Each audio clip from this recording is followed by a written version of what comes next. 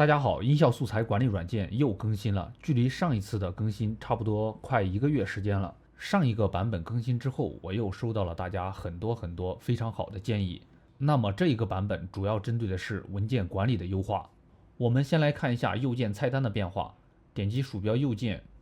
在菜单项的后面新增了快捷键的显示，同时也支持快捷键的操作。文件管理这里的快捷键跟 Win 系统的快捷键管理是一样的。所以说使用起来会更加的方便。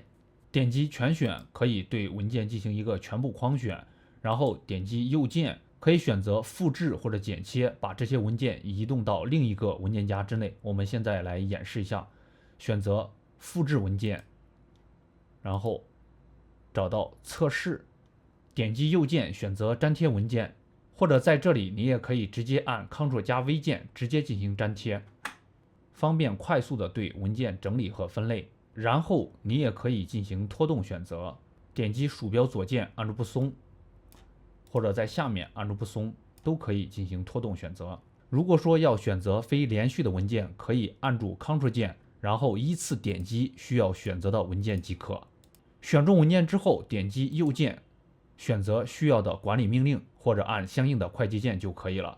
同时我们对删除命令进行了优化，点击右键选择删除文件，之前点击确定删除之后，它会把这个音频文件直接从你的电脑上进行物理删除。这次优化之后，你点击确定删除之后，它会把这个音频文件放到电脑回收站，相当于多了一个容错机制。上次更新之后，大家提了一个问题，说是文件名这里显示的不够宽。这一次的更新在这里新增了一个滑块，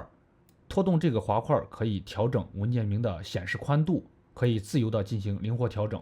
来适应文件名的长度变化。然后是音量这里，音量这里新增了数值显示，可以方便大家对音量进行一个更精准的一个控制。大家平时在调节音量的时候，可以直接按加号或者减号进行音量的调整。为了让大家能够更简单快捷的下载软件，所以我又做了一个简单的官网，点击这里，这个就是一个简单的供大家下载的一个界面。现在只有 Windows 版本，所以说大家直接点击这里就可以下载了。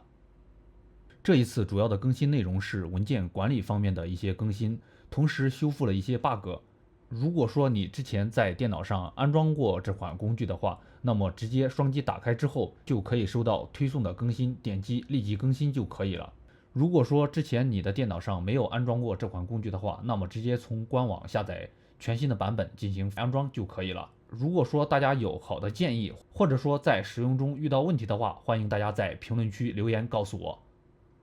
再次表示感谢。